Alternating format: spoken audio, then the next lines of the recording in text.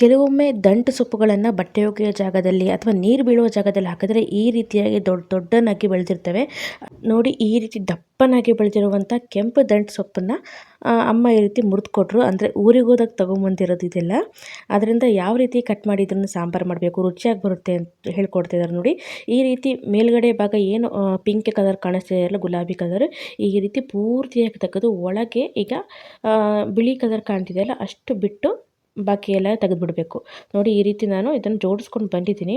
ನೋಡಿ, ಈ ರೀತಿ ಕಟ್ ಮಾಡ್ತಿದ್ದಾರೆ. ಬುಡನ ಕಟ್ ಮಾಡಿ ದಂಟುಗಳನ್ನು ಸ್ವಲ್ಪ ಸ್ವಲ್ಪ ಮಾಡಿ ಕೊಡ್ತಿದ್ದಾರೆ. ನೋಡಿ, ಈ ರೀತಿ ಪಿಂಕ್ ಕಲರ್ ಕಟ್ ಮಾಡಿ ಒಳಗಿನ ಬಿಳಿ ಕಲರ್ನ ನಾವು ಒಂದು ಸಾಂಬಾರಿಗೆ, ಪಲ್ಯಕ್ಕೆ ಹಾಕ್ಬೋದು. ನೋಡಿ, ಇಷ್ಟು ನಾನು ದಂಟುಗಳನ್ನು ತೊಗೊಂಬಂದಿನಿ. ನೋಡಿ, ನೋಡೋಕ್ಕೂ ಎಷ್ಟು ಚೆನ್ನಾಗಿದೆ ಮತ್ತು ಆರೋಗ್ಯಕ್ಕೂ ಕೂಡ ತುಂಬ ಉಪಯೋಗ. ಕೆಲವೊಬ್ಬರು ನಾರಾಗುತ್ತೆ ಅಂತ ಇದನ್ನು ತಿನ್ನೋದೇ ಇಲ್ಲ. ಬಟ್ ಒಮ್ಮೆ ಈ ರೀತಿ ನೀವು ತಿಂದು ನೋಡಿ, ಮತ್ತೆ ಮತ್ತೆ ನಿಮಗೆಲ್ಲರೂ ಸಿಕ್ತು ಅಂದರೆ ಎತ್ಕೊಂಬಂದುಬಿಡ್ತೀರ. ಬನ್ನಿ, ಹಾಗಾದರೆ ಹೇಗೆ ಮಾಡೋದು ಅಂತ ನಿಮಗೆ ಕೂಡ ಹೇಳ್ತೀನಿ. ನೋಡಿ, ಇಲ್ಲಿ ದಂಟು ಸೊಪ್ಪು ಕಟ್ಕೊಟ್ರು, ತೊಗೊಂಬಂದಿದ್ದೀನಿ. ತೊಗೊಂಬಂದಾಗ ಈ ರೀತಿಯಾಗಿ ಸ್ವಲ್ಪ ಬಾಡಿದೆ, ಜೊತೆಗೆ ನಾಟಿ ನುಗ್ಗೆಕಾಯಿ ಕೂಡ ಕೊಟ್ಟರು. ಎರಡನ್ನು ಹಾಕಿಬಿಟ್ಟು ಸಿಂಪಲ್ಲಾಗಿ ಒಂದು ಸಾರು ಮಾಡೋಣ ಅನ್ನಿಸ್ತು, ಮಾಡ್ತಾಯಿದ್ದೀನಿ. ನೋಡಿ, ಈ ರೀತಿಯಾಗಿ ದಂಟು ನೋಡಿ ಎಷ್ಟು ದಪ್ಪವಾಗಿದೆ. ನಾವು ಸಣ್ಣವರಿದ್ದಾಗೆಲ್ಲ ಕೋಲೆ ಆಟ ಆಡ್ತಿದ್ವಲ್ಲ, ಆ ರೀತಿ ಕೋಲುಗಳಿದ್ದಾವೆ ನೋಡಿರಿ. ನಾನು ಮೊದಲು ಇದನ್ನು ಎಲ್ಲನೂ ಕ್ಲೀನ್ ಮಾಡ್ಕೊಳ್ತಿದ್ದೇನೆ. ಅಂದರೆ ಎಲೆಗಳನ್ನು ತಗೊಳ್ತಾ ಇದ್ದೀನಿ. ಎಲೆ ಕೂಡ ನಾನು ಪಲ್ಯ ಮಾಡಿದ್ದೆ ಸಿಂಪಲ್ಲಾಗಿ. ಅಂದರೆ ಚೆನ್ನಾಗಿರೋ ಎಲೆಗಳನ್ನಷ್ಟೇ ಉಪಯೋಗಿಸಿ, ಬೇಡದಿರೋ ಎಲೆಗಳನ್ನು ಹೊಸಾಕ್ದೆ. ನೋಡಿ, ಈ ರೀತಿ ನಾನು ಕೋಲುಗಳನ್ನು ತಗೊಳ್ತಾ ಇದ್ದೀನಿ. ಒಂದೇ ಸರಿ ಇಷ್ಟು ಮಾಡೋಕ್ಕಾಗೋದಿಲ್ಲ, ಯಾಕಂದ್ರೆ ತುಂಬ ಕೋಲುಗಳಿದ್ದಾವೆ. ಆದ್ದರಿಂದ ಇಷ್ಟೇ ತೊಗೊಂಡಿದ್ದೀನಿ. ನೋಡಿ, ಸೇಮ್ ಕೋಲು ಥರ ಇದಾವಲ್ವ. ಹಾಗೆ ಜೊತೆಗೆ ನಾನು ನುಗ್ಗೆಕಾಯಿ ಕೂಡ ತೊಗೊಂಡಿದ್ನಲ್ಲ, ಅದನ್ನು ಕೂಡ ತೊಳ್ಕೊಂಬಂದಿದ್ದೀನಿ. ಈಗ ಇದರಲ್ಲಿ ಎಷ್ಟಾಗುತ್ತೋ ಅಷ್ಟು ನಾನು ಇದನ್ನು ಅಮ್ಮ ಹೇಳ್ದಾಗೆ ಬಿಡಿಸ್ಕೊಳ್ತಾ ಇದ್ದೀನಿ.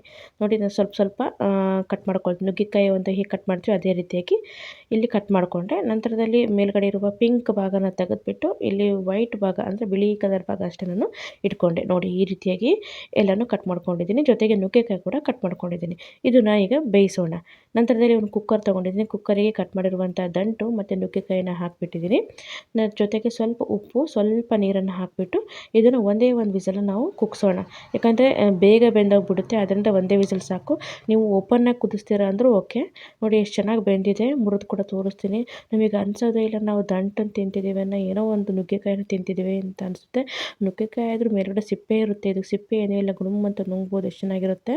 ನಂತರ ಇದಕ್ಕೆ ಸಿಂಪಲ್ಲಾಗಿ ಮಸಾಲೆ ಅಂದರೆ ಇಲ್ಲಿ ಸ್ವಲ್ಪ ಬೆಳ್ಳುಳ್ಳಿ, ಕೊಬ್ಬರಿ, ಕೊತ್ತಂಬರಿ ಕಾಳು, ಹಾಗೆ ಒಣಮೆಣಸಿನ್ಕಾಯಿ, ಒಂದು ಸಣ್ಣ ಚೂರು ಇಲ್ಲಿ ಹುಣಸೆ ಹಣ್ಣನ್ನು ಹಾಕ್ಕೊಂಡಿದ್ದೀನಿ. ಹಾಗೆ ಸ್ವಲ್ಪ ನೀರು, ಸ್ವಲ್ಪ ಅರಿಶಿನ, ಇಷ್ಟನ್ನು ಹಾಕ್ಬಿಟ್ಟು ನುಣ್ಣಗೆ ರುಬ್ಕೊಂಬಂದಿದ್ದೀನಿ.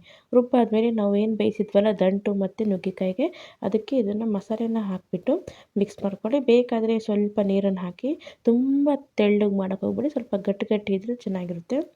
ಹಾಗೆ ಇದಕ್ಕೆ ನಾನು ಸ್ವಲ್ಪ ಇಲ್ಲಿ ಬೇಳೆ ಕೂಡ ಬೇಯಿಸಿದ್ದೆ, ಆ ಬೇಳೆನೂ ಕೂಡ ಇಲ್ಲಿ ಹಾಕ್ತಾಯಿದ್ದೀನಿ.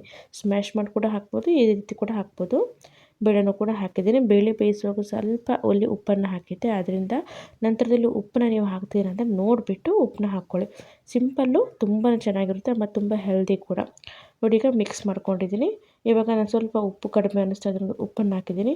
ಉಪ್ಪು ಹಾಕಿ ಒಂದು 2 ಕುದಿ ಬಂದರೆ ಆಯಿತು. ಸಿಂಪಲ್ಲಾಗಿರುವ ದಂಟು ಹಾಗೂ ನುಗ್ಗೆಕಾಯಿ ಸಾಂಬಾರು ರೆಡಿ. ನೀವು ಕೂಡ ಈ ರೀತಿಯಾಗಿ ನಿಮ್ಮ ಬಟ್ಟೆ ಒಗೆಯೋ ಜಾಗದಲ್ಲಿ ಅಥವಾ ನೀರು ಬೀಳೋ ಜಾಗದಲ್ಲಿ ಸೊಪ್ಪನ್ನು ತಂದು ಹಾಕಿಬಿಡಿ. ಈ ರೀತಿಯಾಗಿ ಬೆಳ್ಕೊಂಡ್ಮೇಲೆ ನೀವು ಕೂಡ ಇದೇ ರೀತಿ ಅಡುಗೆಗಳನ್ನು ಮಾಡ್ಕೋಬೋದು.